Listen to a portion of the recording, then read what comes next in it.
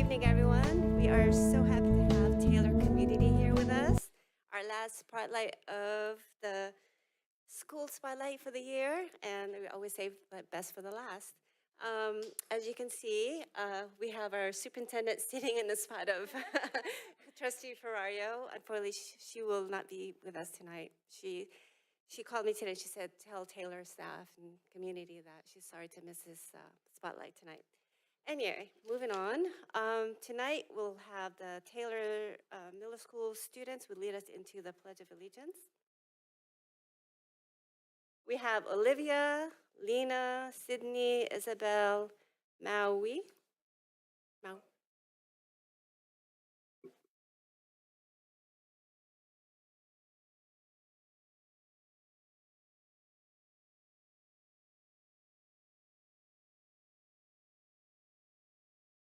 I'm Maui, and I'm ASP president. Hi, I'm Isabel, and I'm ASP treasurer. My name is Olivia, and I'm ASB parliamentarian. All right. I pledge allegiance to the flag of the United States of America and to the republic for which it stands, one nation, under God, indivisible, with liberty and justice for all. Thank you, Taylor students.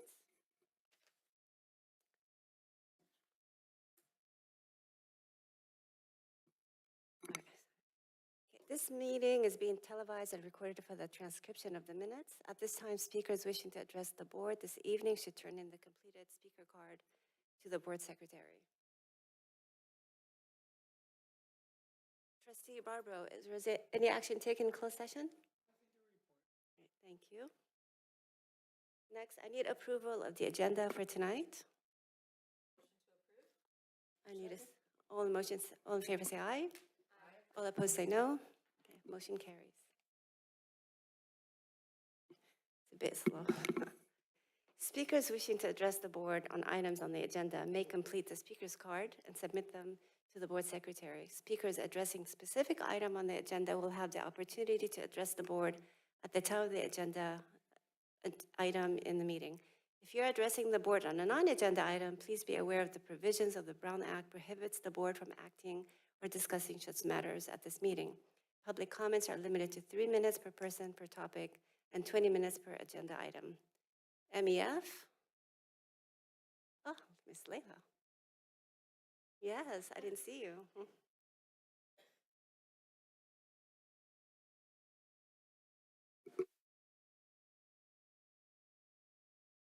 Good evening, everybody. Good evening, Board of Trustees, Superintendent Hickey, and our Taylor community.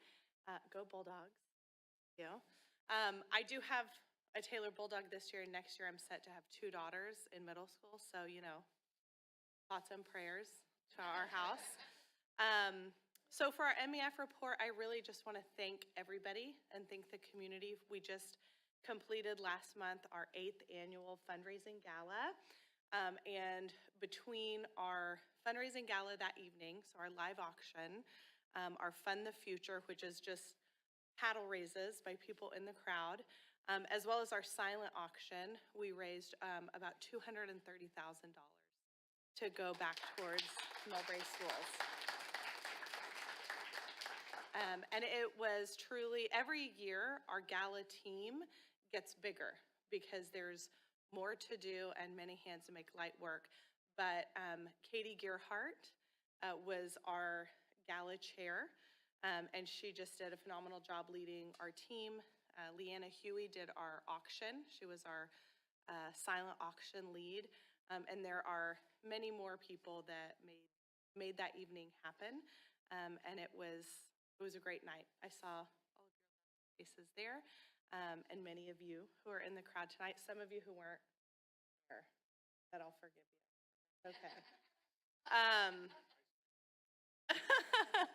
And really, we're excited to end the year strong. We're getting closer to our goal to be able to write a check to continue funding for our existing programs, but we're not there yet. So we are looking at how to really maximize this last few weeks of the school year so that we can finish well. and finish strong. I do want to invite anybody who's in the crowd, who's a parent in the district or a teacher or both, and anybody who's watching or listening, that we are recruiting. So we are building our team for next year. So go to millbraekids.org and look to see how you can volunteer and how you can help, because this is my last year. May 31st, she's done. So it'll be very bittersweet, but I'm really excited to see what the TK and kinder and first grade parents who are already volunteering for Gala, who are already leading events, like Millbrae has a bright, bright future, and I'm really excited about it. So thank you guys. We'll have another push, I'm sure, where you get an onslaught of emails, and you'll love every second of it. And that's all. So thanks, everybody. Thank you. Great. Thank you, Leila. Okay. Next is MEA, CSEA, members of the community. Guess no one. All right. The best part of the evening, Taylor Middle School. I'd like to invite Principal Erin Zlatunich and start with the spotlight.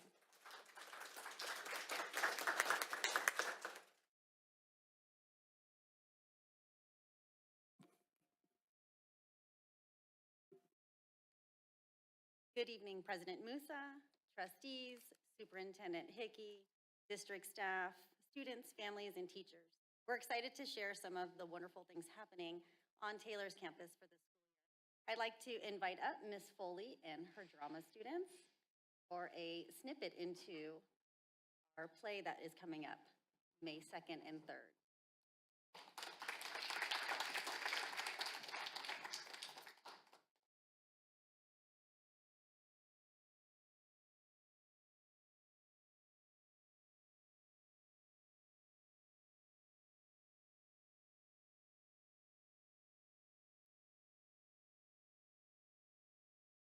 Hi. Hello, I'm Ara Siddharth. I am the student co-director for our musical this spring. Our musical is called The Trial of the Wicked Witch. It is a courtroom drama centered around the Wicked Witch going to trial for her crimes in Once Upon a Time. It's filled with amazing songs, drama, funny. It's filled with action as well. Really hope you come check it out. Our show times are May 2nd at 6:30 p.m. and May 3rd at 1 p.m. This is one of my favorite songs from the show, and we hope you like it.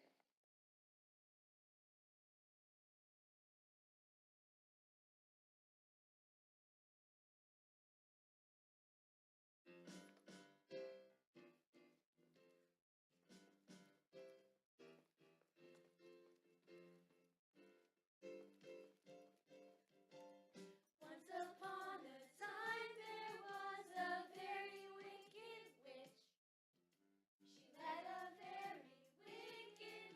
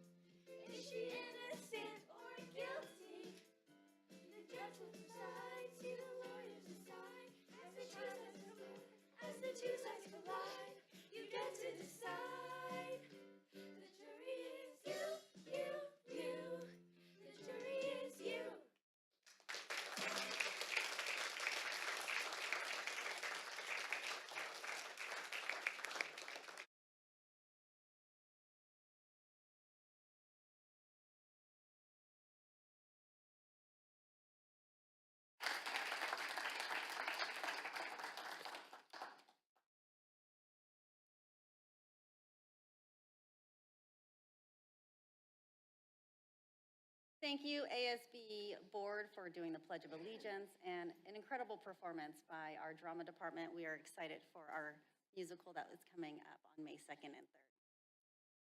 I am truly grateful to work alongside Mr. Romer and Mr. Nichols, as well as Ms. Thomas, Ms. Evans, Nurse Jimmy, and the entire crew at Taylor who bring a dedication, their heart, and excellence to everything that they do, and I am ever so grateful for having such an amazing team at Taylor. Our mission, it's the mission of Taylor Middle School to provide all students with a safe, supportive, and rigorous program of engaging academic and social experiences to prepare students for the future. Our work, our decisions, and our interactions are guided by and rooted in our core mission statement. It serves as our foundational principle, ensuring that everything we do aligns with our fundamental purpose and values. We have so many activities going on campus. In literacy, our 6th grade students finished reading The K by Theodore Taylor and synthesized their understanding by creating a newspaper inspired by the story. This project involved crafting 2 fictional articles centered on characters from the book and 2 nonfiction pieces addressing relevant current events from the novel's historical context. Empowering student choice in selecting their article topics and events fosters deeper engagement and enhances their learning experience. In 7th grade, our students were creating key events chronology timelines. This hands-on project involves visually representing 10 to 15 significant moments with character details and sentence summaries. Students then actively engage in sharing their timelines in small groups and practicing attentive listening before presenting 2 interesting discoveries from their peers' reports to the class. This multimodal approach aims to solidify understanding of narrative sequence and generate enthusiasm for new reading selections. Our 8th grade students recently concluded engaging Frankenstein debates, thoughtfully arguing the complex question of whether Victor should create a companion for his creature.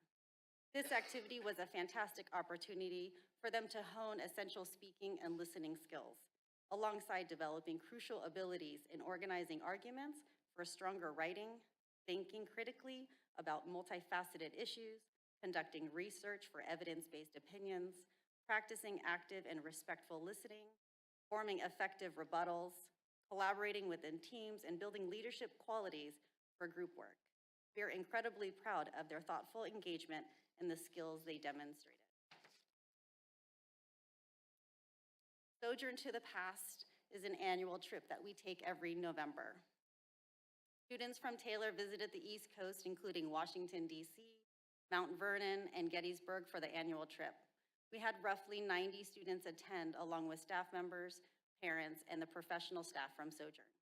It was another enriching experience for all. Students learned a lot, had a ton of fun, and got to experience travel on a large scale. We look forward to another extremely incredible field trip in November. Our music department. Our incredibly talented music students showcase their dedication and passion through a variety of performances, enriching our school community by sharing their music in hallways before long breaks and welcoming our rising 6th graders with their talents. In addition to 2 annual concerts, our students recently had the exciting opportunity with Mr. Nichols, Miss Amanda, and Coach Gill to travel to Disneyland for a special recording session, demonstrating their exceptional skills and commitment to their craft.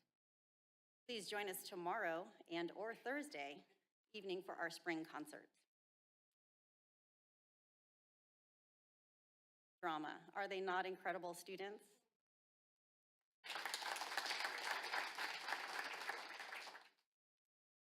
Thank you to our fabulous students, Arav, JC, Emily, Maya G, Maya J, Chloe, Emma, Avni, and Rachel, who performed The Jury Is You from the trial of the Wicked Witch. Mark your calendars, because we do expect to see you out there for May 2nd at 6:30 and May 3rd at 1 p.m. in the Taylor Auditorium. We look forward to seeing you there.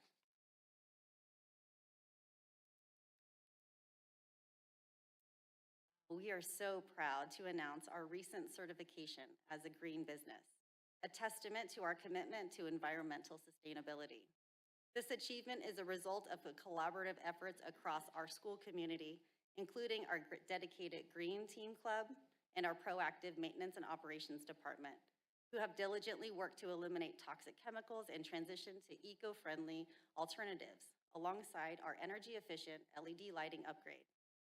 Looking ahead, we are excited to introduce reusable utensils at our Bark store for students to purchase using their Bark bucks, further reducing waste. Inspired by the success of Green Hills, we also plan to install rain barrels for our garden, conserving valuable water resources. We also acknowledge the impactful past initiatives, while we also look forward with Ms. Dretz, who provided invaluable learning experiences for students through visits to the transfer station and by bringing resources to campus to enhance our waste management and recycling program. Ms. Dretz recently created a lesson for students to explore their carbon footprint and its impact on climate change by calculating their own and discussing family choices.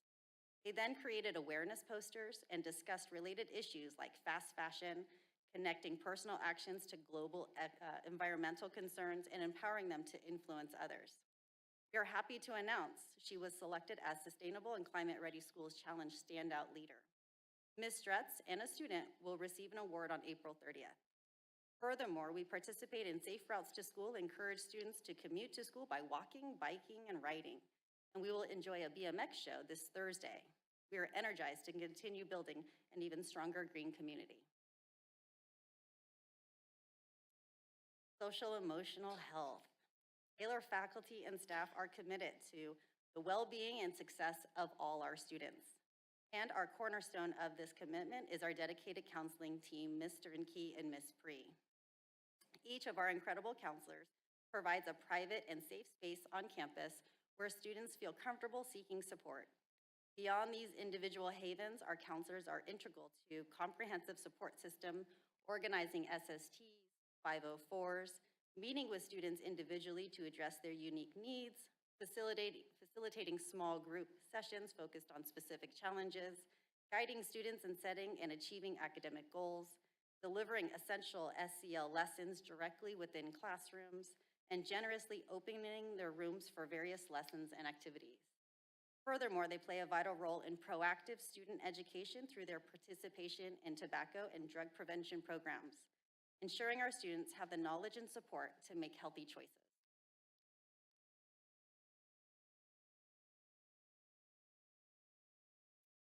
Yet another fabulous award. We are incredibly proud to announce that we received the PBIS Silver Award, recognizing our ongoing commitment to fostering a positive and supportive climate and culture through proactive, positive strategies. Our dedication to continuous improvement in this area is further strengthened by our valuable partnership with the County Office of Education, which provides us with monthly trainings focused on best practices in PBIS.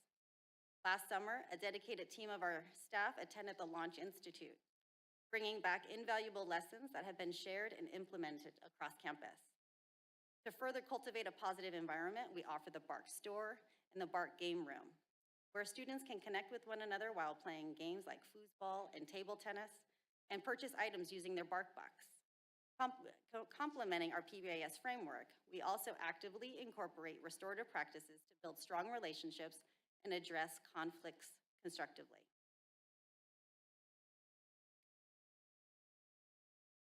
And yes, that is Mr. Nichols in the Bubba costume. Our incredible leadership team, Mr. Panetta, and dedicated students are the driving force behind a vibrant and engaging campus life. Their hard work and creativity bring countless activities to Taylor, fostering a strong sense of community and fun, from organizing spirited lunchtime games, including the ever-popular Staff vs. Students, which our goal is always to beat the students, to planning memorable school dances and providing invaluable assistance to our various clubs. Their efforts enrich the daily experience for all. We deeply appreciate their commitment to making our school a more connected and enjoyable place for everyone. And they are leading us tomorrow in the Special Olympics. Transitioning to middle school is rarely ever easy. We are dedicated to ensuring a smooth and positive transition for our rising sixth grade students and their families. To build this bridge, we have implemented a comprehensive approach that includes a new student orientation held before the school year begins, thoughtfully hosted by our enthusiastic student leadership students, student volunteers, and dedicated adult volunteers. Additionally, we host transition shadow days, providing the 5th grade students with a firsthand experience of middle school life. To connect with families, we held an informative evening specifically for our rising 6th grade families, and also visited Lomita Park at a principal's coffee to share our insights. Recognizing the importance of navigating the social emotional landscape of middle school, we also participated in a parent education night at Lomita Park focused on tips and strategies for addressing typical behavioral changes of middle school students.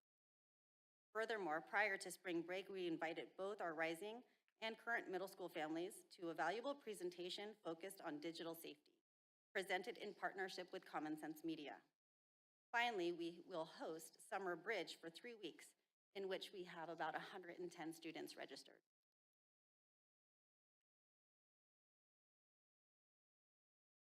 Our ASB clubs. We have a vibrant array of student-led clubs that play a vital role in fostering a strong sense of community and belonging for all our students. These clubs, spanning interests from artistic expression of art club to the scientific exploration of the chemistry club and the cultural immersion of Chinese culture and Middle Eastern culture, offer a welcoming space for students to connect with peers who share their passions. We are incredibly grateful for the dedication of our teachers who generously volunteer their lunchtime each week to serve as advisors, guiding and supporting our students in running these enriching activities. Notably, our robotics club benefits from the valuable partnership with Mills High School, and our debate club is enriched by the expertise of former Taylor students who attend Nueva and Mills, further connecting our community. These diverse clubs, which also include Crochet Club, Drama Club, Fish Club, Podcast Club, Green Team, Harry Potter Club, Trading Card Club, Video Club, Hope for the Holidays, and much more, truly embody our commitment to creating a school where every student feels connected, engaged, and valued, a valued member of our community. Special Olympics will launch tomorrow. We were thrilled to participate in the Special Olympics basketball skills event held at BIS earlier this school year, showcasing the incredible talents and sportsmanship of the student athletes. Looking to tomorrow, we are eagerly anticipating a fabulous day. We are even more excited to host the Special Olympics track and field event. We eagerly anticipate this opportunity to celebrate the achievements and spirit of these remarkable individuals within our community. And it takes everyone, part of our community, to make this a special event. We have included maintenance and operations, leadership, PTA, our teachers, our students. It will be a fabulous day. So we hope to see you out there tomorrow from 9:30 to 11:30. Some really fun campus updates, because yes, I went to school at Taylor just a couple years ago, and maybe not decades, okay, maybe decades. We have some fabulous campus updates. We're excited to share some significant and impactful campus updates. In a wonderful partnership with the city, our beloved basketball courts have been completely resurfaced after 30 years of dedicated use. So yes, that means I too played on those courts, providing a revitalized space for our students and community. Additionally, we transformed room G6 to a stimming room for our special ed students. Again, back in my day, it was a computer lab. The new space features a variety of sensory stations, a calming taco swing, comfortable tumbling mats, and much more, creating a supportive environment for self-regulation and sensory exploration. On top of these fantastic projects, we have also worked closely with our dedicated maintenance team and Ms. Zink to develop comprehensive classroom evacuation maps and updated campus signage, enhancing the safety and navigability of our school. We are truly thrilled to bring these valuable upgrades to our campus, benefiting all of our students and staff. And we can't get away without saying a special thank you. We are deeply grateful for the extraordinary contributions of our dedicated volunteers whose partnerships is absolutely essential to our school's success. In particular, we want to express our sincere appreciation to our Taylor PTA, the Lions Club, our wonderful parent volunteers, the Rotary Club, and MEF, who supports our music department, all of whom generously dedicate their time and energy to support our students and staff. Their invaluable assistance at lunchtime, their enthusiastic help with school dances, and their timeless efforts in organizing and executing vital community events make an immeasurable difference in the lives of our students and the strength of our school community. We simply could not achieve all that we do without their incredible support and commitment. Thank you.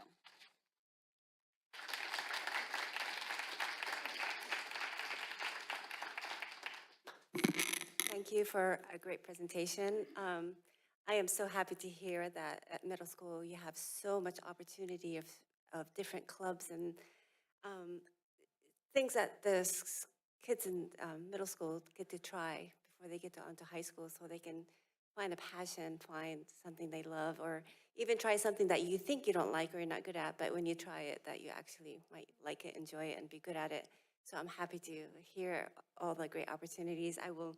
I got all the dates on my calendar.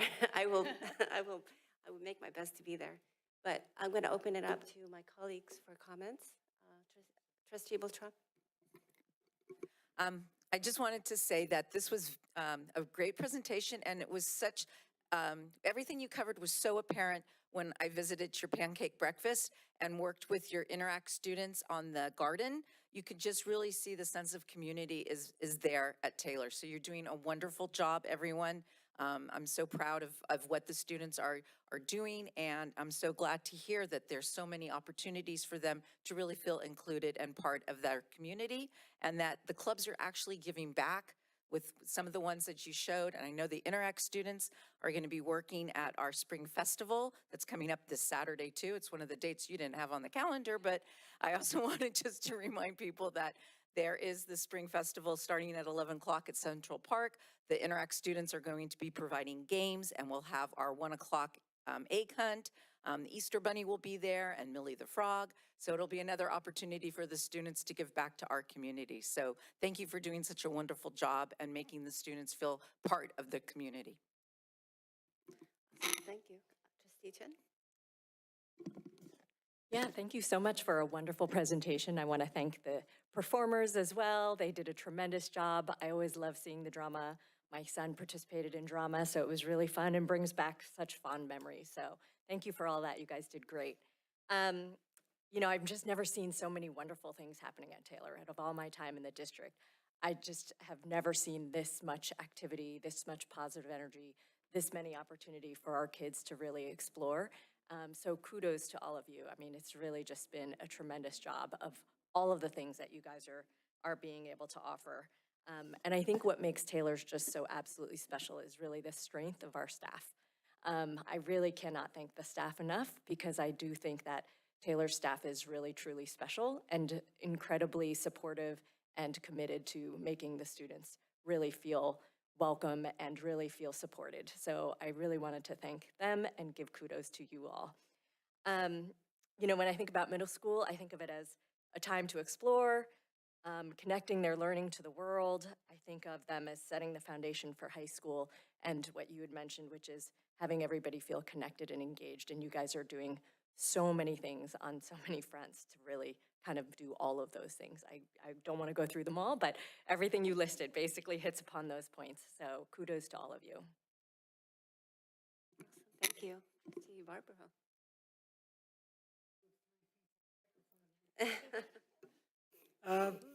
First of all, Erin, you know, I looked at this over the weekend, and the first impression I got with all the photos was everybody is so happy.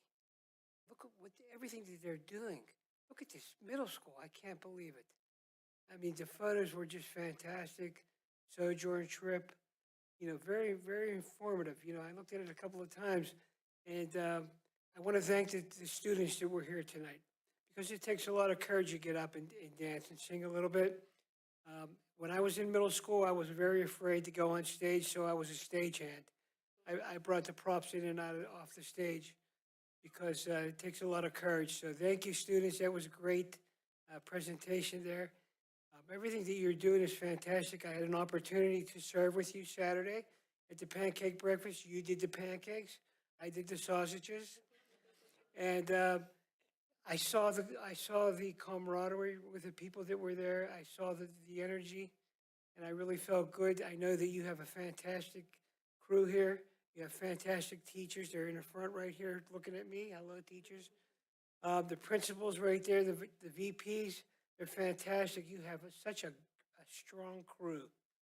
You know, the 18 years of watching principals and teachers and parents and kids in our middle school, the last 2 years, last year and this year, have been a really, really positive effect on me to watch you guys. So what I'm hearing is that you love our team and we're not going. I hope you're not. You just stay where you're at, but thank you so much. Thank you. Superintendent Hickey. Yes, thank you. Thank you, Principal Zlatunich. It was a great presentation. You have an amazing admin team and staff. Thank you, students, for performing. Look forward to seeing the full show in May. But boy, you guys outdid yourself. Do you have a busy week? Because we're looking at board meeting tonight, Special Olympics tomorrow, band concert, strings concert, BMX bike show. I mean, it's amazing to see the energy, and I have a special place in my heart for middle school, as I started as a middle school teacher and was a middle school administrator. And I know it takes special staff who love middle school children and embrace that adolescence, because it's awkward and fun all at the same time. And I just love the fact that the district office is right next to Taylor, and so when we need a little energy boost, we just walk right outside. So thank you all. Right. Thank you for the comments. Anyway, I agree with all my colleagues, all the comments. I'm not going to repeat them, but I do want to also say, as you said, Zlatunich, it's a team effort. It's the parents, it's the teachers, it's the community, it's the organizations that we work with. That's what Millbury is all about. It's a community effort. And again, we're all here for the students, because without the students, none of us would have jobs. Anyway, so again, loved the presentation, loved learning about all the stuff that's going on. Like Superintendent Hickey, there's a lot going on. So next time we have to put it in our calendars, take turns about who comes to where. Anyway, we'll take a few minutes break so we can have cookies for the kids and the adults too. So, and we'll be back. Thank you.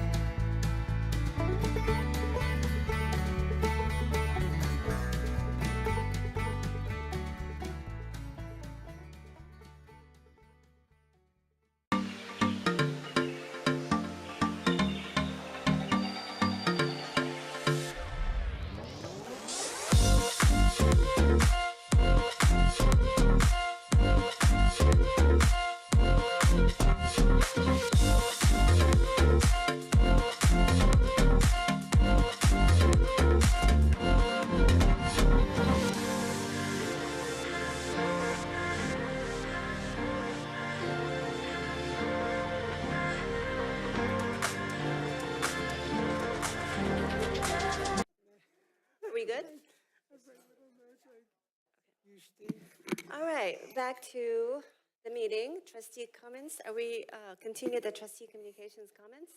Anybody has any announcements or comments? No? Okay.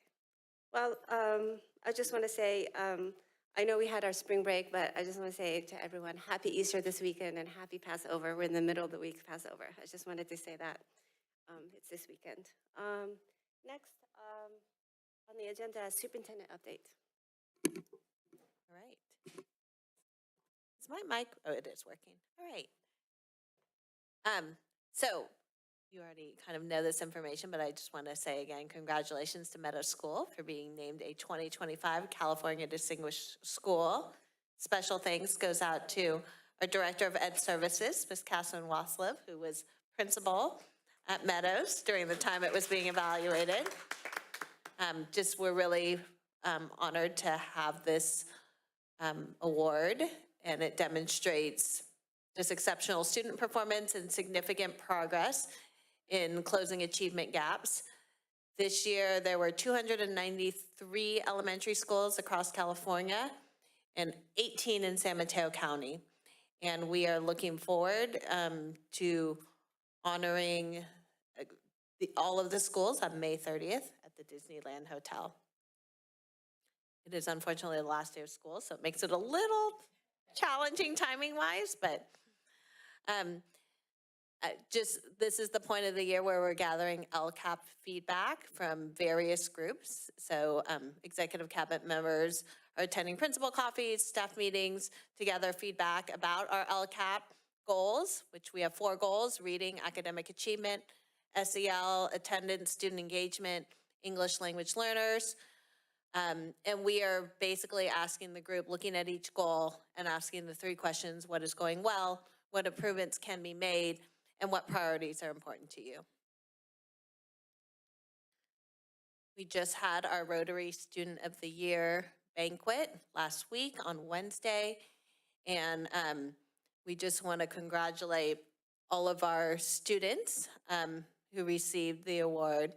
So we have Soleil from Green Hills, Kaylee from Lomita Park.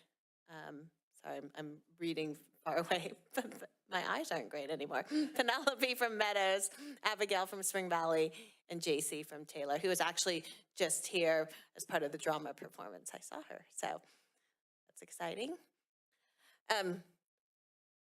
Principal Zlatunich kind of touched on this, but I also just want to do a shout out to the community support of our schools. On Friday and Saturday, there were just amazing things that were happening at Taylor.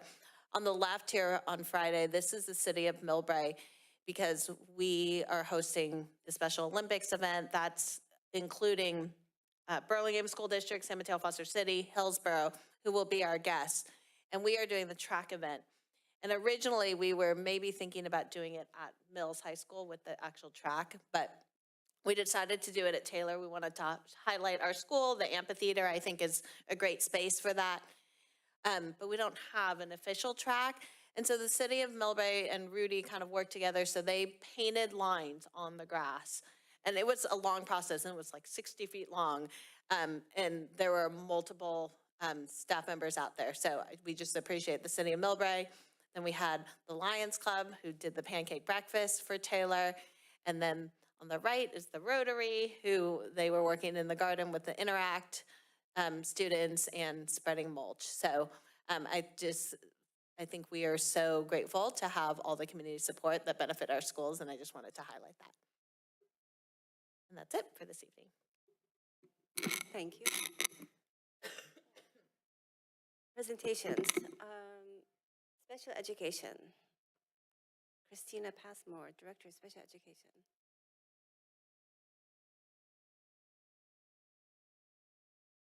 Evening, trustees. Oh, sorry, yeah. Oh my God, I've just get going. Okay, I'll start over. Good evening, President Musso, trustees, Superintendent Hickey, community. I'm here to talk to you about some of the special education updates. And I just wanted to note that students pictured in the slides do not reflect their IEP status. We have inclusive programs in place that support all learners, both general education and special education students. And I wanted to give a special thank you right off the bat for our special education and student services department. I can come in and help write an IEP, but these are the people who really breathe life into it. They breathe life into our programs. We have our administrators, our wonderful principals and assistant principals, counselors, and this isn't everyone pictured. We have some very shy speech pathologists that wouldn't let me take their picture. But we have a lot of people who are in our program, and these are just some of the friendly faces who work every day to build inclusivity for our students. Here's a little bit of a program overview. This year, we've had 53 referrals for special education. And these are just some of the breakdowns of the numbers. We actually, I apologize, we have 12 students exited from special education this year, so that's great. We don't want to keep students in special education. Our goal is to always get them out. We have 215 students eligible right now in special education. And this includes preschool, private school. I also support St. Dunstan as well, so they are part of my purview, as well as we partner with preschools for 3-year-olds as well. So we do have our preschool SDCs, but we also partner with preschools in the community. We have and 2 students in NPSs.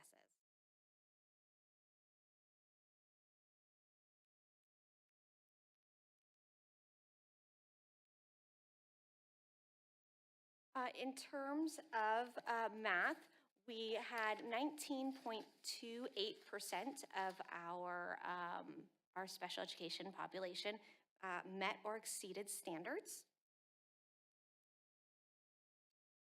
For English language arts, 21.43 met or exceeded standards.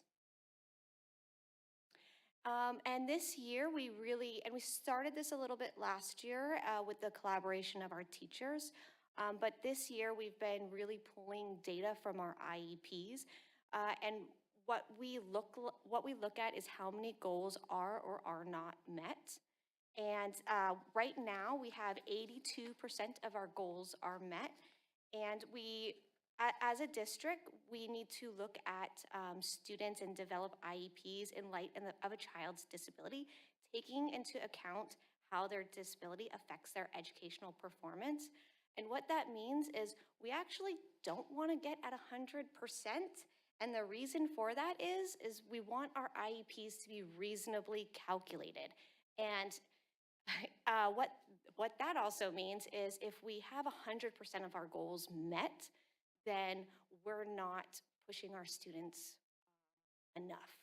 So this is a really good, I feel like this is a really great number because we're looking at English language arts, math, speech, OT, PT. So we do have that data. This is something that we are still working on. This isn't every single IEP in the district, but this is over half of our IEPs. So our teachers are still working on providing that data once the IEPs come into our office. This data will be collecting all the way through the end of the school year. Here are some of our interventions and supplements. So you've seen Touch Math, Sunday. We also have our crisis prevention intervention, safety care. So we do have our paras and teachers are certified. So it's not just a program, it's a certification. They are certified in safety care. And what safety care is, it's to support students in crisis who have behaviors in order to help de-escalate and keep themselves and everyone else safe. We utilize IXL learning, yeah. So we also utilize IXL learning, Komochis, and zones of regulation. We have lunch bunches in all of our elementary schools now. And this is really fun because they've started to sort of take a life of their own this year. But the purpose of lunch bunch is to create a supportive and inclusive environment where participants can meet, socialize, and engage in group activities or discussions during lunch. These programs are designed to encourage social connection, build relationships, and provide opportunities for interactions that go beyond the typical lunch break. So we have students who are eating lunch and having a great time, but they also play games together, and it's just a way for students to connect in a smaller space other than sort of that big, vast playground that happens at recess. And that is our counselor and our psychologist who are running one of the groups at Meadows. Here's our crisis response team and or our CERT team, and it's a group of trained professionals who work together to address and manage emergency situations, typically involving mental health, safety, or urgent support needs. Their role is to provide immediate assistance, stabilize the situation, and offer supports to individuals affected by the crisis. Right now, we have 2 CERT teams, and we use data from behavior emergency reports and behavior intervention reports as well to help start to establish these CERT teams. And what that looks like is if there is a crisis, and you can see they all have their walkies on them, that they are called to support a crisis. And of course, the Special Olympics. We have had the opportunity this year to participate in 2 Special Olympics and host a Special Olympics. And this is a multi-district Special Olympics. We have right now 150 students signed up to participate at Taylor tomorrow. So that's really exciting, including, of course, our own students. We've had and we continue to have training tailored for paraprofessionals. And the paraprofessionals are the backbone of our special education department. We couldn't do what we do without them because, and I put it right here, because even teachers need heroes. They are our heroes every day. And some trainings that we've offered to them this year is supporting and generalizing related services. So looking at OT, speech, and PT, how can we take the services that they're learning within their therapies and generalize that into this general education setting or the special day classes?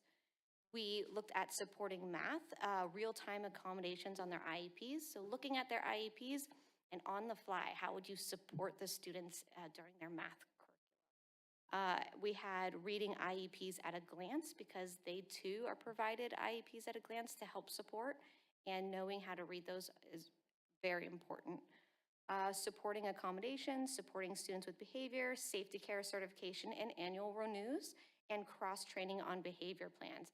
And the cross-training on the behavior plans is very important. We do have students with behavior intervention plans, and when a para is out sick, oh my goodness, it's really hard if a student has a behavior plan. So we work to cross-train paras that are on the sites.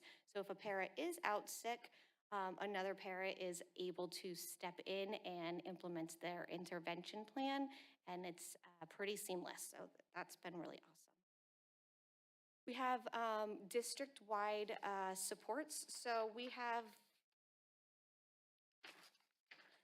have been doing additional training. So here are some additional para-educator trainings.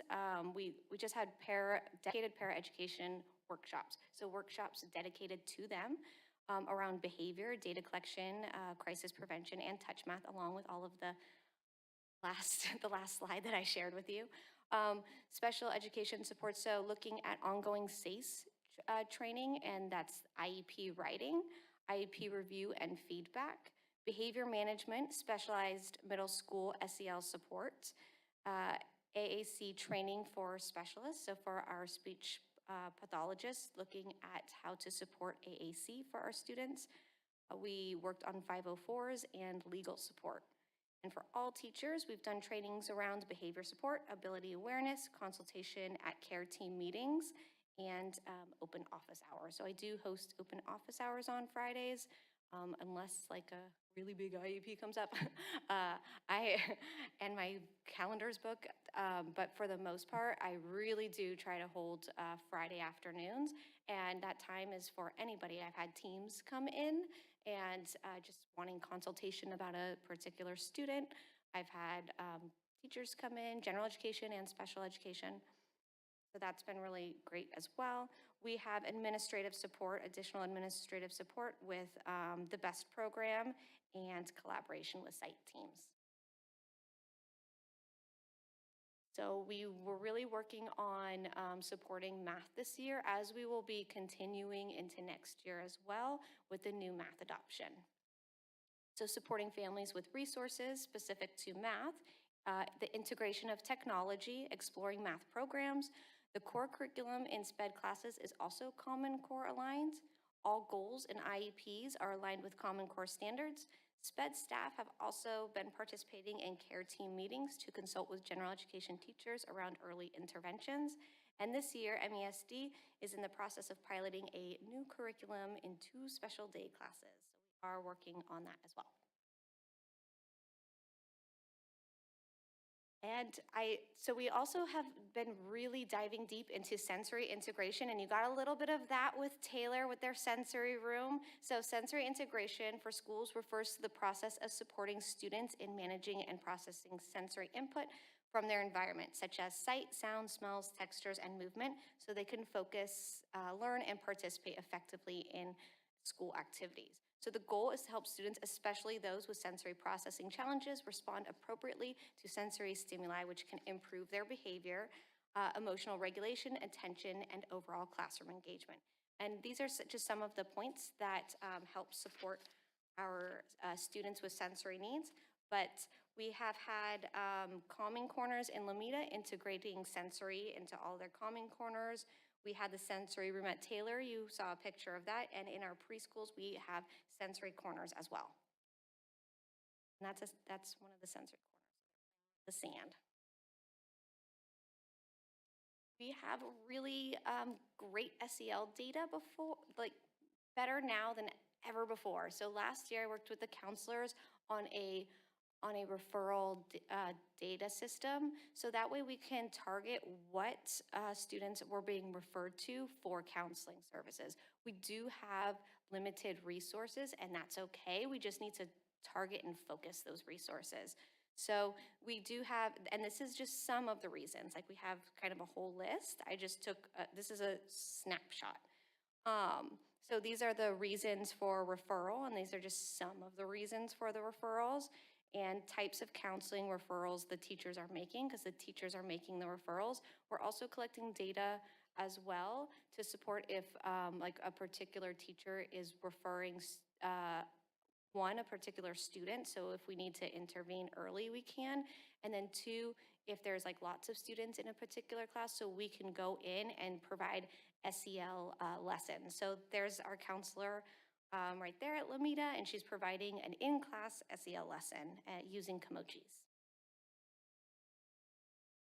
For family support, we supported at Parent University, but we also have our own special education parent education series, and it's on Zoom because we know a lot of our families sometimes will have trouble sometimes getting sitters. So we have it on Zoom, and we have one coming up in May. So we will have our 3rd one in May. Oh, I'm sorry, March. Oh no, May, sorry, that was the last one. I'm sorry. It's late. Well, the last one is in May, but we do have 3 per year.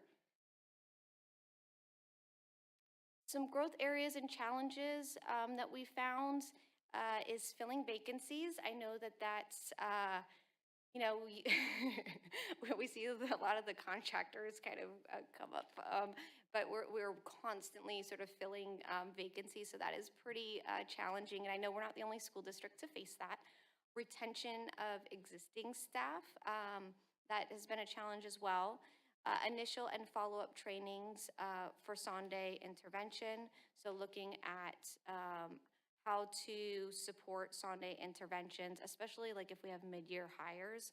Training SPED staff on new general education math curriculum. So as we roll out the new math curriculum, ensuring that they are also trained so that way they can then support and collaborate with general education teachers, and universally designing classes to give access to all learners. Thank you. Thank you for the opportunity to share all the great work that the team has been doing. And any questions? Thank you for that presentation. A lot of important information. Questions, trustees?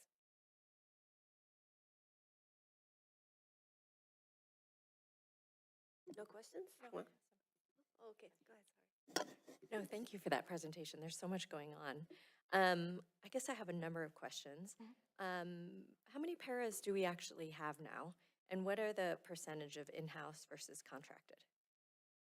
Have to reach out to HR. I think that their presentation is Oh, okay, but next. then I can hold that question for, I think if you could just give an estimate, it doesn't need to be exact. We have 38 positions for paraeducators in the school district.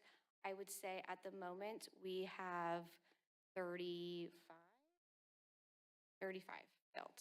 So we are still looking, so you may see a contracted position come up on a board agenda, but it's to either fill existing positions and we are still having mid-year resignations, which is unfortunately common. Which is also why cross-training our paras is really important on our behavior plans. yeah. But generally, you said about 35 out of 38 are actually in-house now? Oh, not in-house, Oh. just filled. Oh, filled. okay. Ms. Buttigieg, do you have just kind of a general breakdown of how many are direct hire versus contracted? It's 17 that are direct hire and 19 that are contracted. Okay. And then I One guess, more. right. And then when we get to your presentation, we can. And then when I look at your special ed numbers, it said 12% or 11.7% are of the district is under the purview of special ed. Does that include 504s or that's just IEP? That's just IEPs. Okay. I do also support the 504s as well. Right, I knew that. And that's probably maybe double or? It depends on the school, but it would not be double. Off the top of my head, I could say about 50. Anywhere from 30 to 50, but more so on the higher side. 30 to 50%? Oh, no, 30 to 50 students. Oh, So our it would be- 504s. Yeah, that are on 504s. So we have, with the 215 students, we would have usually around 50 students. The least I've seen it has been like 35. Oh, okay. So, Ms. Passmore, I'm sorry to Yeah. just bring this up, but should have caught this earlier doing the math. But if the numbers are accurate on that first slide of 182 out of 2126, that actually represents 8.5%, 8.6%. Sorry, I just looked at that math. So I don't know which one is accurate, if the 182 is accurate. So looking on that first slide, Yes. it says 182 students receiving services out of 2126. So if the 182 is correct, the math on that's 8.6%, which is lower than 11.7. I'm still not, including eligible students, so includes all public school, preschool, private, and Right, NPS. but if I take 182 Mhm. and divide it by 2126, I get 8.6%, not 11.7%. I can, But even at 215, It'd be like 10. it would be around 10%. So anyway, we will clarify. I do think in general, it's, if it is 182, that's probably the more accurate number, and perhaps the math is off. Okay, and then there's only about 50 that are 504s? Yeah, and I mean, I I would. can get the Oh, yeah, exact yeah, no, number. And I just would rough say that numbers. in general, for most districts, we look at about 10% are eligible. I think that's a number I've heard overall. And so if we are at like that 8.5, it's slightly below the average. Right. Right, but in this, because it's under her umbrella, is 504s generally a bigger number than special ed or lower? Typically lower, yeah. Oh, okay, all right. And then are we still in CSACE? Yeah, and what is the status of how we? We are, we did get an update that we are now disproportionate, which is not significantly disproportionate. So Oh, that okay, so helps we us moved a up. little. That being said, it changes from year to year, and it's, wouldn't, we're hopeful, but it's also possible that we could be put back in significantly disproportionate. But at this point, we are still moving from significantly disproportionate to just disproportionate.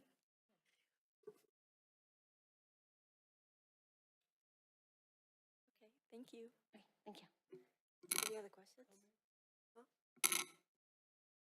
Yeah, go ahead. Yeah, sure. Yeah, I just want to make a quick comment. You know, your presentation was great. But as you were presenting, and I was looking at the slides, it brought me back to a little while ago when my daughter Mariah was a para at Taylor Middle School. And she was offered a teacher's job by the principals there and the teachers that she was working with and everything. And I talked to her about it. And I could tell you that the word special ed really means special because she was really affected by the student that she was with. And when I told her about the opportunity to be a teacher, and the first thing that she said was, then I have to leave my student. And I said, well, yeah, you would have to. And she began to cry.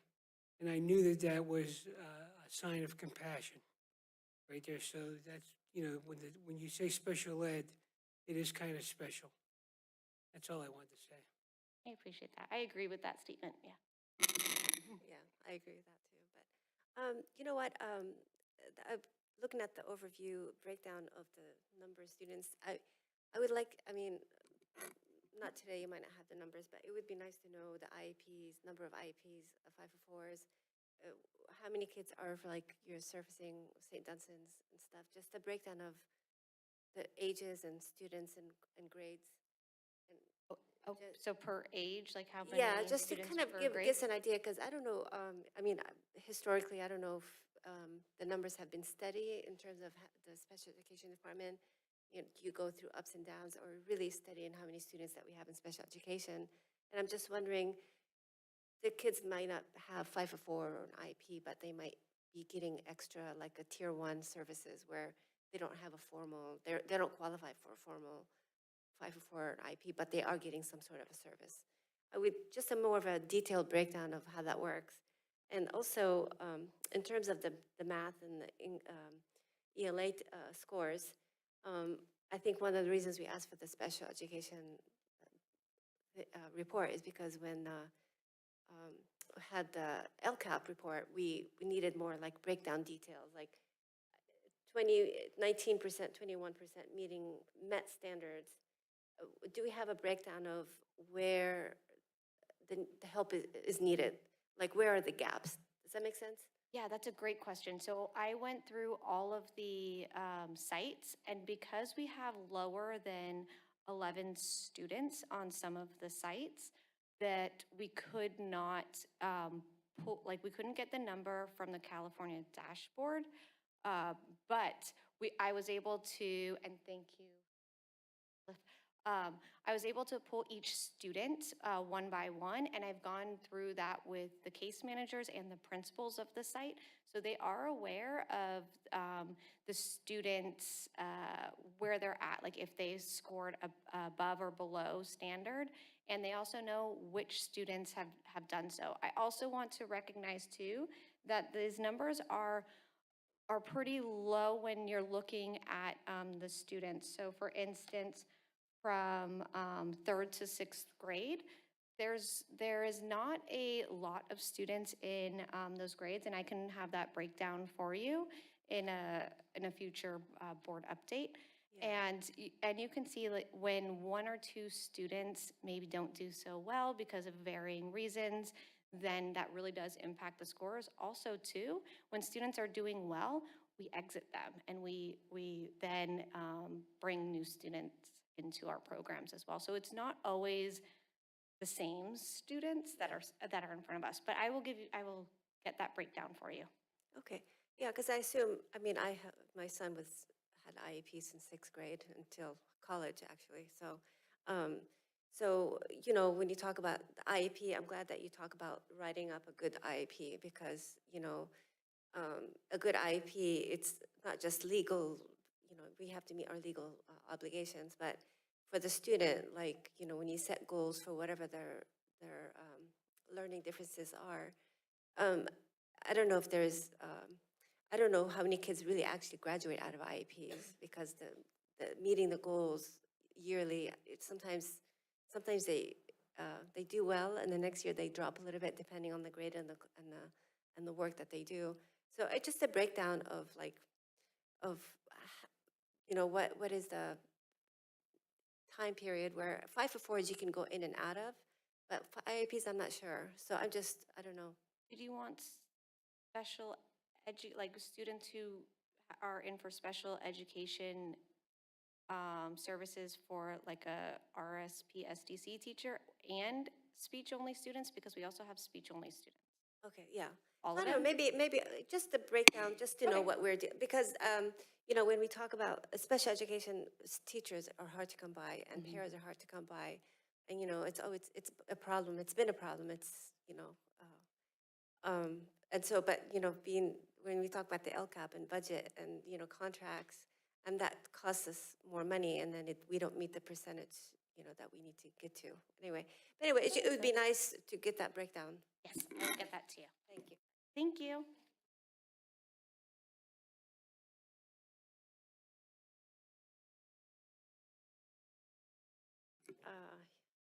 Claudia Buttigieg.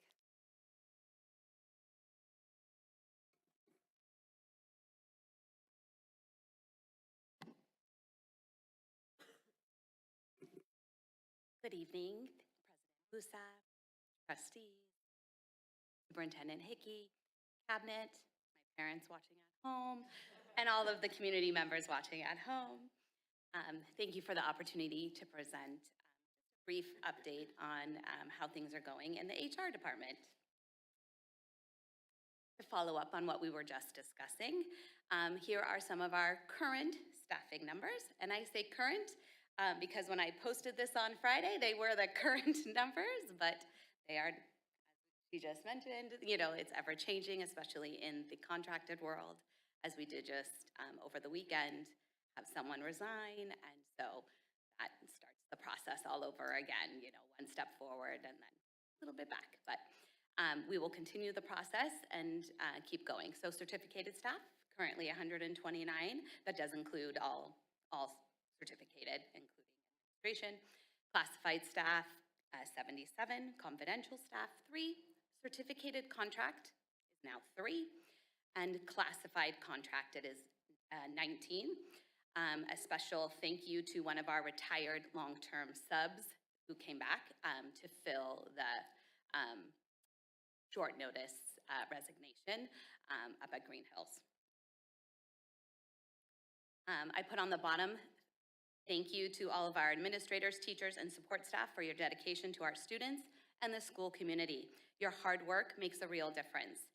Not on this slide is, as I was just saying, our substitutes. We, are grateful for all of those substitutes that we have. We have only probably a handful. We are slowly growing, and I'm extremely excited about that. And I do hope that that trend will continue as we are slowly seeing an increase right now, and I do hope that that continues. For 25-26, we have been actively posting positions and doing interviews. We need 2 additional TK teachers due to the increase in enrollment. We had a very good pool on our first go-round. We did offer to 2. One was hired. Unfortunately, the other declined us due to benefits, which is probably the most common reason I do receive declines. Again, due to enrollment, we need a additional kindergarten at Spring Valley, which was just posted this week. The first grade that's listed here is now a second grade at Lamita Park, and we did interview for that position on Monday, and so we're going through that process, and we hope that we will be able to have that filled. This next one has been a tough one. We had it open all year, and we did contract with Music for Minors. We possibly have an interview this week. I'm looking at Catherine because we're trying to get our schedules in alignment. So maybe this will be the time that that one has been a tough one for us. As always, special education, we do seem to have a high turnover. And so we are again looking for elementary RSP at Green Hills and Meadows, an education specialist at Meadows and Taylor. We have done a couple of interview rounds. We did make some offers, and again, we were declined benefits. So we now had another round of interviews, and we are in the current process of reference checking. Sadly, we just received, which you'll see on the agenda tonight, a resignation for one of our speech and language therapists. So once that's approved, then we'll begin the process of posting for that. The middle school physical education teacher, special thank you to Superintendent Hickey. I was out earlier last week due to the stomach bug, and she facilitated, as we had that all scheduled, she facilitated. We did make an offer. We're in the negotiation stages, and so our fingers are crossed that we will have that position filled in the next day or so. Middle school math teacher interviews are scheduled for Thursday. In classified, as always, we are looking for special education paraprofessionals, always trying to, have them be direct hires versus contracted.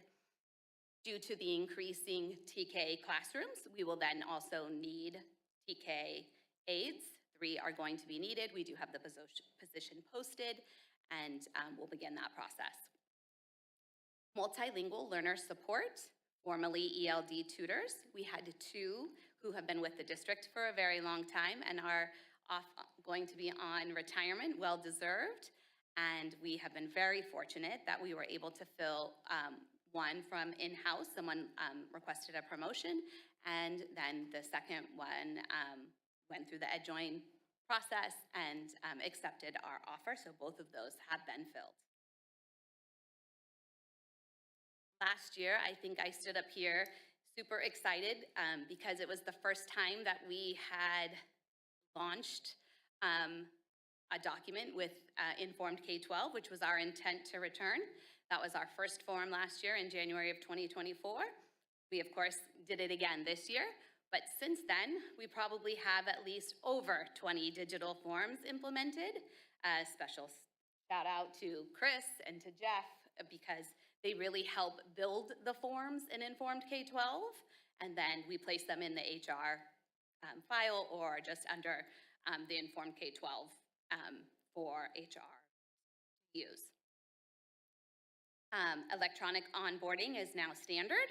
All of our onboarding forms are sent out to the candidates once they are hired. They fill them out electronically. If they have any questions, we can do back and forth. I can send it back to them if they missed something. It's been really great. We have received only positive feedback. I haven't heard any negative feedback, which has been really, really great. I will say the one thing it does, you miss a little bit of that face-to-face, getting to know them and a little bit more of that welcoming. So I'm trying to find a way to make sure that that still is occurring and that they feel comfortable coming to a new district. Electronic timesheets. Many of us still call these purple sheets, but they are now electronic. Substitutes can find them.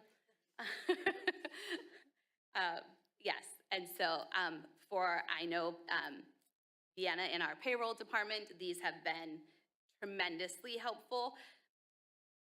Saying sometimes people's handwriting is a little bit difficult to read, sometimes math isn't everyone's strong suit, so these electronic timesheets really are a time saver. And again, the same thing is if something is missing, it's a quick return it to the person who submitted it, have it corrected, whether it's the principal or the actual person teacher or staff member who did it. So it really does save time. Instead of before it was the pony, that you would be doing the pony. So it's a huge time saver. We're much more efficient. Staff self-service, you can find now the W-2, W-4. This week Chris and I were very excited because we received our first personnel info change, like somebody changed their address, they actually completed the form, right? So they're working now as they should, and they're tremendously helpful. And it's easy then to route to where it needs to go, right? You just get it to the right people super efficiently. So as I said here, the key benefit is significant time saving for all stakeholders. And I know this is a cost to the district, but I do believe it is money well spent, and you're probably saving it in the time that everybody has saved from these documents. Frontline ERP. I will try to keep that with a happy face. This is our new information system. This will replace Financial 2000, which I believe we've had, I think since like 2005, I believe, and maybe even sooner than that. So the benefit here is that we're going to be working with all new, like all the data we are double checking. So it feels good to know that you're starting off with really clean data. But to get there, that means you've been doing a lot of time reviewing that data. And in a very small department with one payroll person, 2 HR people, that's a lot of work on top of what you're trying to do on a regular basis. But we're getting through. It's been, since October that we've started dual entry and the data transfer. November through February's primary focus was payroll and budget trainings. March, payroll and HR completed the calendar roll for all assignments, which means that then 25, 26 can start being built. On March 6th, Chris and I started the leave management, which is, the two systems speak where our absence management system works because they're both through the frontline product. They speak to each other. So that's, again, going to be helpful in the end because it will do some of the work that we do manually now, like by Excel spreadsheets and keeping track. All of that now will be able to happen between the two systems. April 21st and 22nd are Train the Trainer events, so that if you submit like a PO, our site secretaries will then learn how to do so on the new system and how to send that along. July 1, 2025 is our go live date. We will only have Financial 2000 until September 30th. So of course, many of us are just a little bit nervous about, not being able to access that after. But they assure us by then everything will truly be in the system and we will be ready to go. So I'm going to believe them that we will be ready to go. Every week we are being trained now pretty much. My department is having a training between either payroll or HR through the end of the year. In January, there was a new law, AB 2534. So we have always, as you may know, done reference checking and live scan, fingerprinting, the DOJ and the FBI. But effective January 1, as I said, AB 2534 amends Education Code Section 44939.5 to require an applicant for a certificated position at a school district, county office of education, charter school, or state school to provide their prospective employer with a complete list of every educational institution at which the employee has been employed. This is even true for substitutes. Additionally, LEAs must inquire with each listed agency as to whether the applicant was the subject of any credible complaints of, substantiated investigations into, or disciplined for egregious misconduct that required the LEA to report to the CTC. Therein lies the big statement. It is the egregious misconduct that required the LEA to report to the CTC. LEAs are required to provide the inquiring agency with a copy of all relevant records in its possession regarding egregious misconduct when responding to an inquiry. We created an informed K-12 document to meet this new requirement, which I will say many of the districts around us are using. There are a few that are using a Google Sheet that they're doing. We prefer informed K-12 because if we don't get a response, you can send the reminder, and it also keeps the data for you. So this way, if ever in an audit we were asked, I see that they had 12 listed, you only received 10 back, we could show how many attempts. That's what we were advised, that you would show how many attempts that you made, so we would be able to have that data easily available, which is part of why we chose the informed K-12. So this is going both ways. Anyone who is, hired somewhere else that's ever worked for us. A few weeks ago, people might have been laughing at us. It was during spring break, but we literally had to go into the very old workrooms and pull out boxes because somebody sent me one from 1988 that they worked for us. So obviously pre the systems that we were on. And before I sign my name to it, I want to be sure that they truly don't have anything in their file. So Chris and I, thank you to our maintenance team, brought out boxes. We were in there digging, found their file. I was able to then go through it because I don't want to, again, I don't want to put my name to something that then I'm not sure, right? And so, this is, again, a little bit of a learning curve, a little bit of a time adjustment.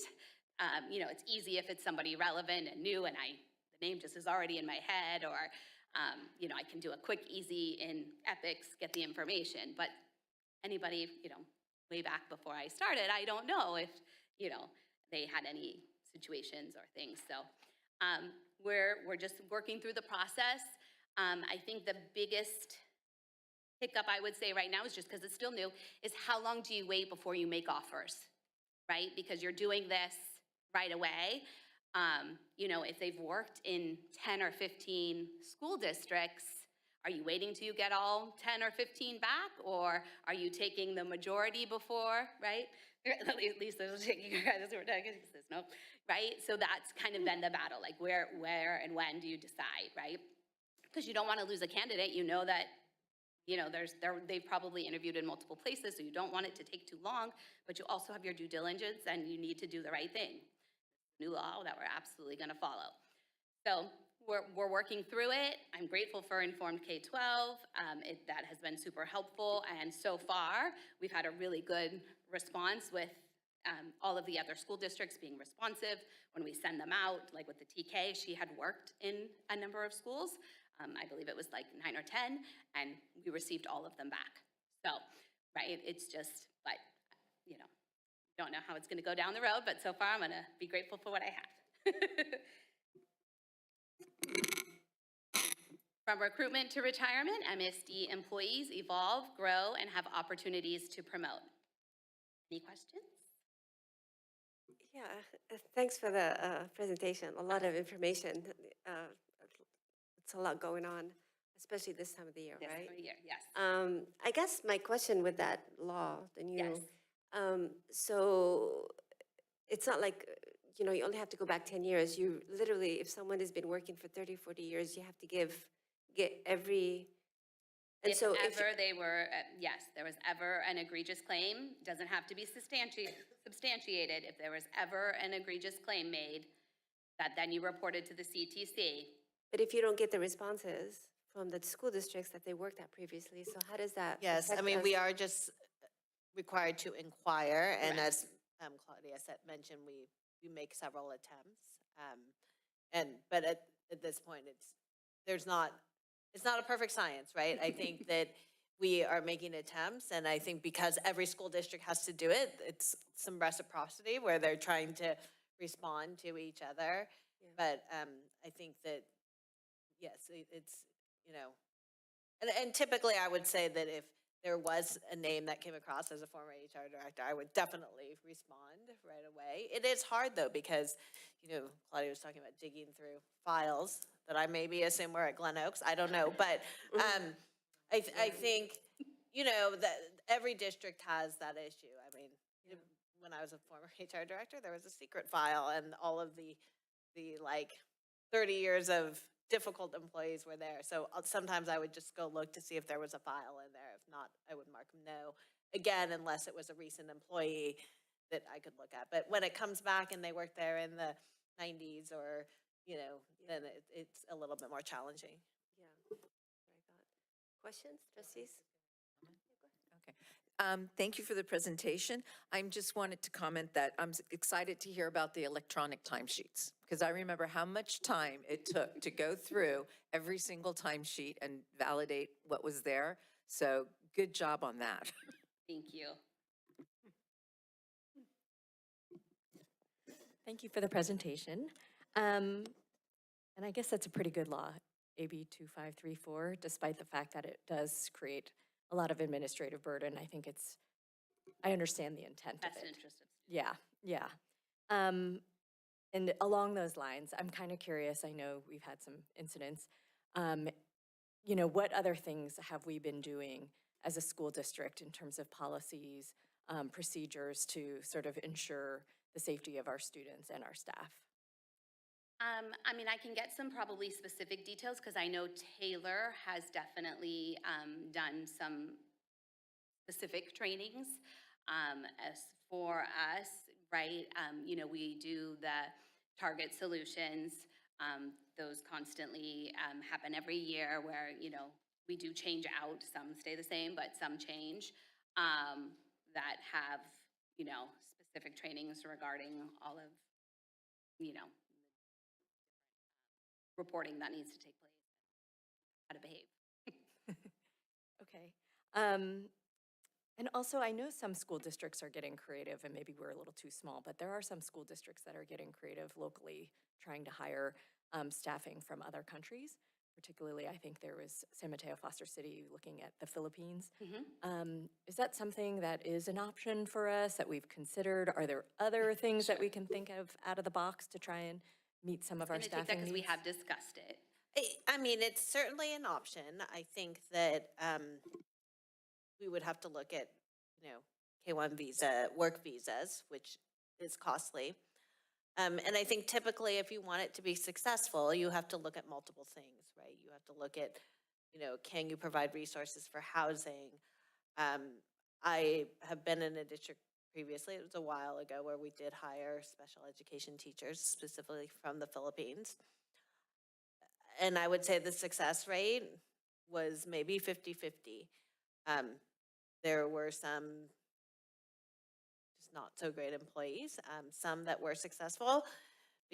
With anything, you have to put in the time and work with it and the support. And so we feel like at this point, it's not in our best interest to do that. It's something we certainly can continue to explore, but there is definitely a lot of upfront costs to think about.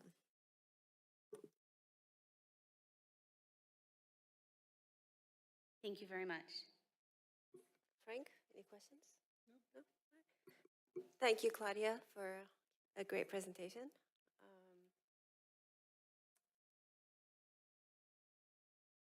All right, consent agenda. I need a motion to approve the consent agenda for the night.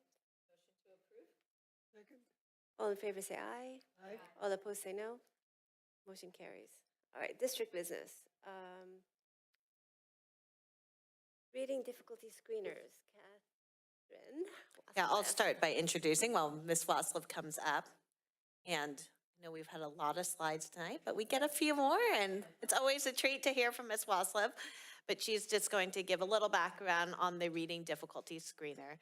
And then we will ask and recommend that you approve the specific reading difficulty screener as well as the contract that's presented.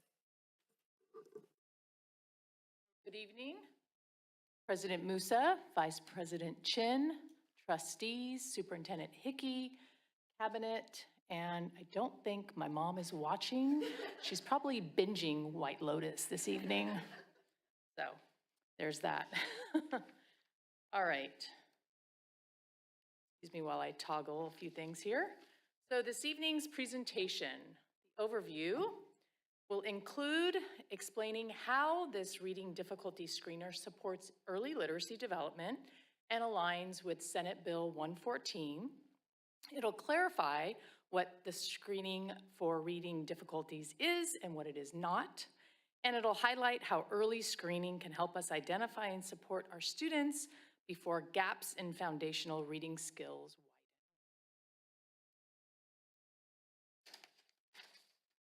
And I found the perfect quote that I believe captures the spirit of Senate Bill 114, which is really how we intervene. The earlier we identify reading struggles, the better chance we have of changing the trajectory, really the life of our students' academic journey.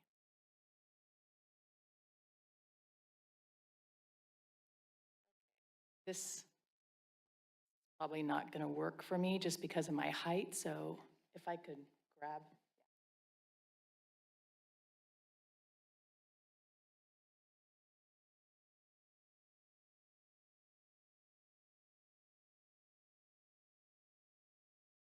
Bottom, there we go. Okay, that's better. Bending over doesn't work very well for me. All right, so Senate Bill 114. So what it entails is an adoption of a screening instrument. So by June 30th, 2025, that's coming right around the corner, we are expected to adopt one or more screening instruments. We are expected to also screen our students annually, that's one time per year, and we are expected to notify our parents within 15 calendar days that we're going to be doing this screener so that they can essentially opt out in writing. And following the completion of this screener, we are expected to report results along with interpretations and suggested next steps within 45 days. So that is what this bill entails. And now on to a little bit of a story that I'd like to tell about how we arrived here at M-Class Dibbles. And I don't know why my arrow is not exactly aligned. It was on the previous.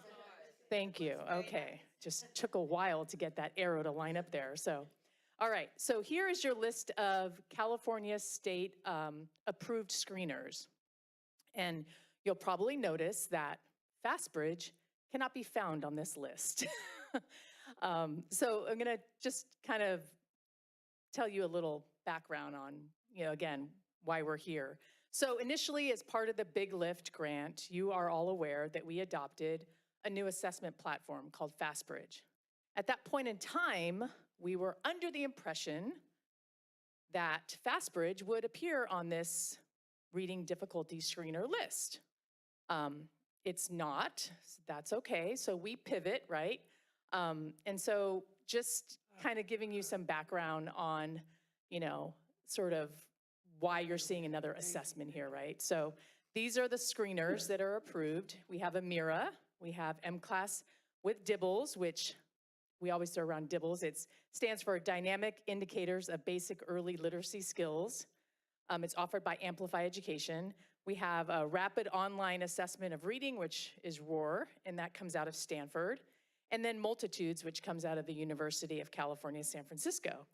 So you're probably asking, why did we land on DIBBLES? Well, all of the districts within the Big Lift grant are they're DIBBLES districts, right? So in hindsight, hindsight's 2020, woulda, shoulda, coulda. At the time, we went with Fastbridge because Fastbridge was part of the Renaissance Suite, which we are a part of, right? So realizing around January, February that Fastbridge was not on this, so we had to, my favorite word, pivot once again. So I want to pause and I want to acknowledge all of our kindergarten through second grade teachers, reading specialists, ed services for a quick pivot. We've already trained almost all of our K-2 teachers on M-Class DIBBLES. We did that in March. So we are really essentially ahead of the curve. So I'm excited for that. And I also just want to acknowledge all of their hard work because, again, understanding and learning a new assessment system is not an easy undertaking. Okay, so what is a reading difficulty screener and what is it not? So it is part of a comprehensive instructional and assessment model.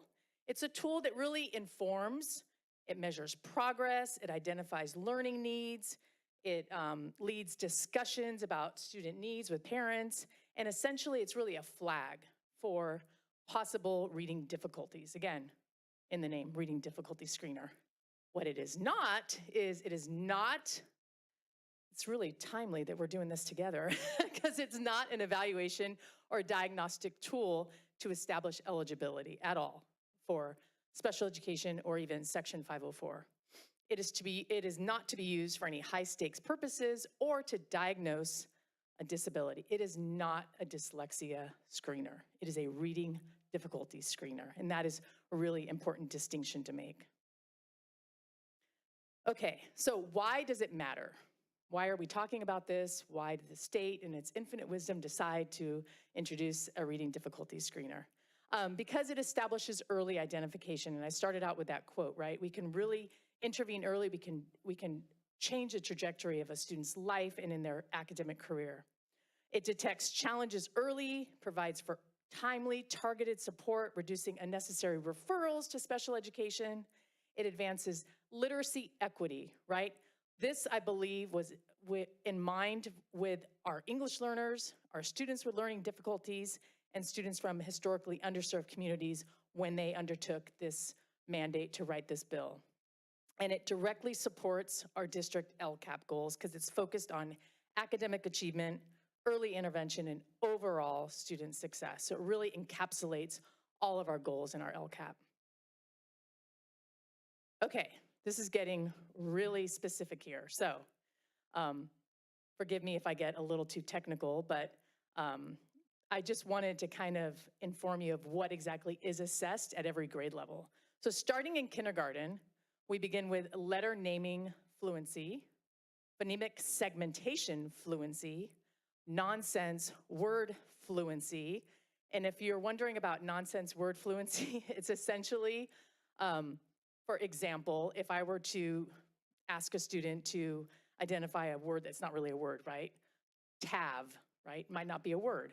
But when coupled with earn, it's tavern. So we're essentially teaching students to identify nonsense words so they can blend words together and make real words. In first grade, phonemic segmentation fluency, nonsense word fluency again appears. Word reading fluency, oral reading fluency, you can see how they build on each other. And then when we get to second grade, we're adding in text reading comprehension. This is a distinction I also want to point out that Fastbridge did not have. It did not have in second grade reading comprehension. So essentially, we're adopting a screener that replaces Fastbridge, but also brings us more information on students.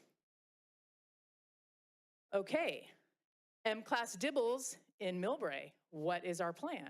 Well, I already mentioned in March, we trained almost all K-2 teachers with the exception of a few from each site, which our reading specialists are going to be training between now and the end of the school year. They already have a plan mapped out. We're exploring ways to integrate M-Class Dibbles into Bliss. We'll have our logins in early July, so we'll have at least about 5 to 10 days to play around with it a little bit, to dabble in the dibbles. And then finally, each trimester moving forward, next school year, we will be utilizing M-Class Dibbles as our actual assessment. So the law does not mandate that. It just says you have to screen once a year. But we fell in love with Dibbles. We got great feedback. Why not actually take M-Class Dibbles and make that our K-2 assessment? It's very robust. As you could see, it encapsulates all the areas in the structured literacy backbone components that we want to teach. So why not just bring Dibbles in and use that as our assessment? Okay, so what do we do when we identify students at risk? Well, we need to provide them with services and supports to address those needs. So again, I mentioned structured literacy instruction, that's phonics, phonological awareness, vocabulary, comprehension, and fluency. So we are going to be identifying students, but not just identifying them, to actually identify them to have a plan to support them. Small group instruction.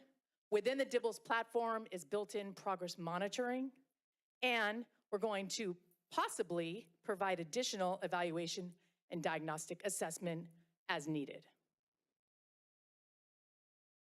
Okay, some additional key ideas around SB 114. Again, it does not replace our process for determining eligibility. It does not replace existing child find efforts. Students that do not speak sufficient English can be assessed in their primary language if an instrument is available. So within M-Class Dibbles, we are very fortunate that there's a component called lectura. Now, we are also very fortunate that Richard Rodriguez, our EL coordinator, was once an Amplify Lectura trainer. Who would have thought, right? But he is. And so we're already exploring options for that to happen for many of our Spanish-speaking students. And students may be exempted from screening if indeed they are currently identified or have an identification of a diagnosis of a reading disability, or eligible for services under IDA or Section 504, or are even in the process of being assessed. So they can essentially be exempted from screening if these areas are indeed happening for them. All right, lastly, considerations and implications. So as I mentioned, this is not a dyslexia screener. We are not using this to diagnose. We do not diagnose dyslexia. It is a screener for reading difficulties.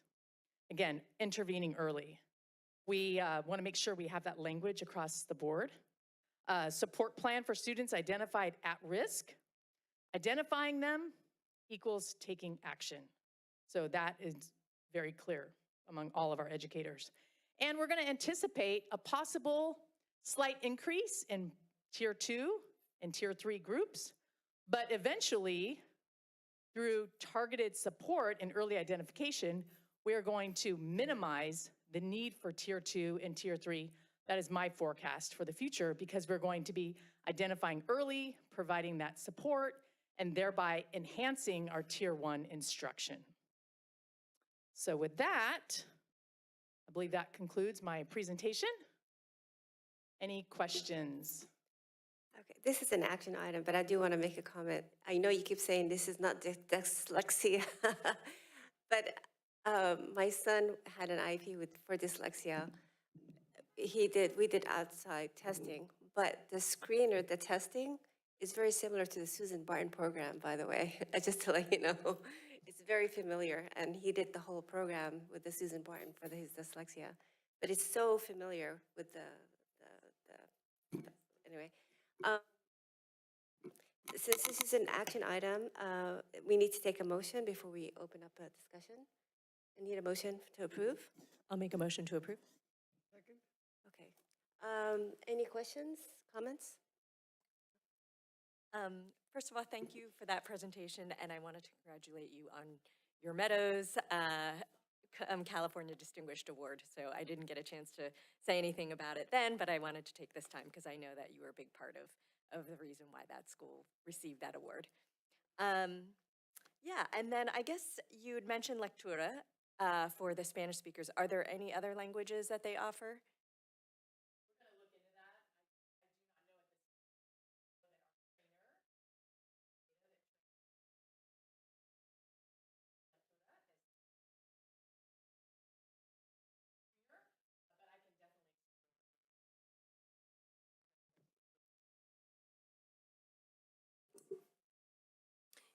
In my meetings, I have not heard of anything outside of Spanish, but we can look. Okay, that's totally fair. And then I guess, I mean, not that we have any choice here, how does this compare to FastBridge? When you look at Dibbles and FastBridge, is it similar enough where you feel like it has all of the same capabilities, or are you feeling more confident? You know, where are your sort of feelings about the two programs, and where our sort of advantages are or disadvantages going forward? You know, you always ask the best questions, by the way. I actually did not include it in my presentation, but I will put it in the board update. There is actually a crosswalk that Matt Bordallo, he's our Big Lift professional learning coordinator. We've been working with him since, August, and he provided a crosswalk with FastBridge and M-Class Dibbles, just because he knew that the anxiety level had risen a little bit. In fact, it was interesting, we were at the county office when it was announced that, they put up on the screen, well, look at all these, and I'm like, where's FastBridge? And then we were all kind of looking at each other, and I was like, can we get a waiver? At least buy us like a year. They're like, no waivers, Catherine, no waivers. So anyway, again, we pivoted, but we have this crosswalk, and there's actually similarities across the board. So it assesses everything that FastBridge plus more. So it has that reading comprehension component that I mentioned. In fact, we got really good feedback that the interface is much easier for teachers to navigate. And the training was in person in H7, whereas with FastBridge, it was all online, very difficult to kind of wrap their brains around. They were, asking questions in the chat, and it was just, how hard it is virtually. So I feel like we've had a really good launching of M-Class Dibbles. And our trainer is LA based. So she specifically flew up here because we specifically asked for her and she liked us a lot, I believe. And so she's gonna come back in the fall and do a follow-up with like, now what are the next steps with assessment? So like how did that informs your instruction? So yeah, so all that to say it's very similar. It's actually even better in my opinion. Yeah.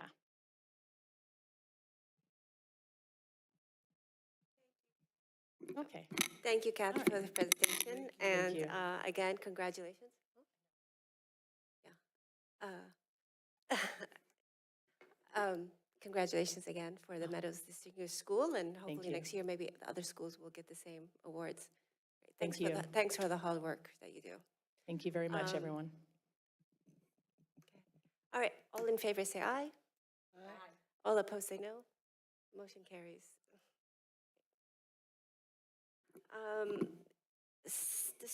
Resolution number 242509, authorizing 2526 tax levy by the County of San Mateo. I'm going to assume Superintendent. Yes. So this evening, we are asking you to approve resolution number 24-25-09. Basically, since we had a bond approved, we have not done a bond issuance yet. But if we are going to do a bond issuance at all during the 25-26 school year, we need to pass this resolution. It basically states that because based on timing, it may not be possible to finalize the bond sales in time for the county to include it into your property tax bill that would be due in December of 2025 and then April of 2026. So to address this, the district is requesting that the county set a tax rate based on an estimated debt repayment schedule. And it ensures that the district can collect enough tax money to make its bond payments, even if the exact bond details aren't finalized when the tax rates are set. And if the bonds aren't sold or if the tax collected is more than is needed, the resolution specifies that the extra money should be held in the district's debt service fund and be used to pay down other district bonds. So again, we're just approving this resolution. Thank you. This is another action item, so I need a motion for approval. Okay. Any questions, comments? Of course, sorry. Go ahead. So with this bond resolution, what is the estimated amount of the drawdown or that the collection would be for this year? And do we pay interest on it at all, or is that basically only paid once we actually do a bond issuance? I wish I could answer that question, but I do believe like I would need to have our CBO come back to you on that. That's fair. Okay. Any other comments, questions? Okay. All in favor say aye. Aye. All opposed say no. Okay, motion carries. All right, next is the Crown Council Communications Site Licensing Agreement. Yeah, I'll introduce this item. So we, earlier this year, we had a discussion item on Crown Castle in terms of how to move forward. As we do have the lease that expires on April 23rd, so just about 8 days from now. So basically this new agreement, the would pay the district $800 per month. This is an existing cell tower at Meadows. And then in addition to the $800 a month, there is a small amount that increases per year. Would also receive a 50-50 revenue share. If there was any active, sorry, I'm distracted. If there is any active companies on the cell tower. At this time, there currently are not. Part of the reason is because we knew the lease, they knew the lease was coming up. And so it's hard to get tenants on that cell tower because of that. So that's basically how that looks. There's also a termination, right of us to terminate after 5 years if it remains inactive. So I am recommending that the board approve this revised agreement as presented. Thank you. I need a motion for approval. Motion to approve? Any questions, discussions? No? Okay. All in favor say aye. Aye. All opposed say no. Okay, motion carries. All right, last item on the district business, approval of agreement, MESD 24, 25, 28, Old Bay Area Mechanicals, I'm assuming. Yep, I will take this as well. This is something that Rudy has been working with Rachel Geekus on, and it has to do with all the refrigeration and freezer systems in the Shea Center. They are currently all on one condenser unit, which means that if it were to go out, it would actually affect all 5 of them. And so really, some of the units have started to degrade a little, and we want to avoid making sure that all 5 go down at one time. So the cost of this is completely coming out of grant money, so it's not coming out of our general fund, $67,528, and it's really to basically individualize the condenser unit for each one. So if one goes out, it's not affecting all of them. At first, we thought that this may be affected by the recent power outage we have in the Shea. This is not that. This is a separate thing to just making sure we have all of our units on individual condensers instead of one condenser. It is something we can look for in the future of a generator in case we do have a power outage, because if that's the case, that's not going to affect this. This is more just in terms of service going down. So we do recommend that you approve this agreement, again, coming out of KIT grant money, not coming out of general fund. Okay, thank you. Another action item, I need a motion for approval. Second? Okay, any questions, discussions? No? Okay, all in favor say aye. Aye. All opposed say no. Okay, motion carries. All right. Possible future agenda items.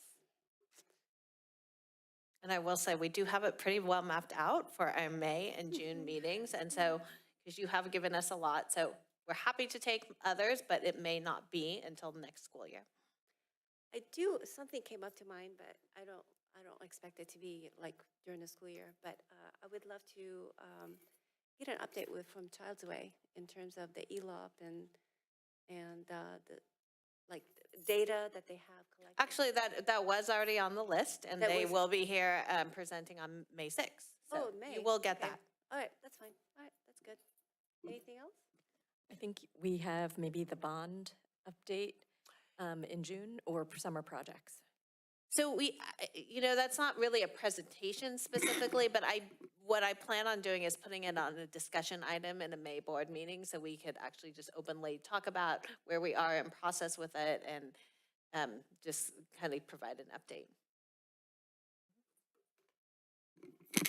Anything else? No? All right. Well, thanks for a great meeting. We had a great presentation today from Taylor. Our next meeting will be here May 6th again. Meeting adjourned.